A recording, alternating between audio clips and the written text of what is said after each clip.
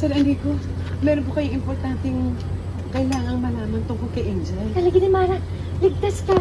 Alam mo ba, ilang araw ka na namin hinahanap. Bumalik ng alaala ni Enrico. Ay naku, Mama Bebe, mahabang kwento. Pero ang importante, meron akong kasamang tao na kailangan niyong makausap. Sino? Siya ang nakakaalam ng lahat. Tungkol saan? Teka, sandali.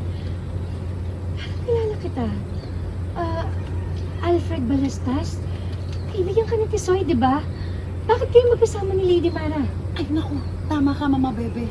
Sir Enrico, siya yung sinasabi ng Japanese detective na nakakaalam kung sino ang umampon kay Celestine. Talaga?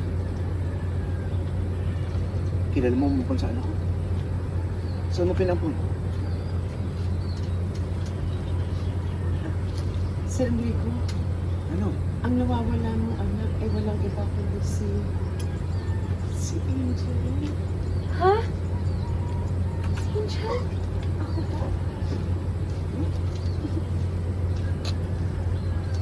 Teka, sandali.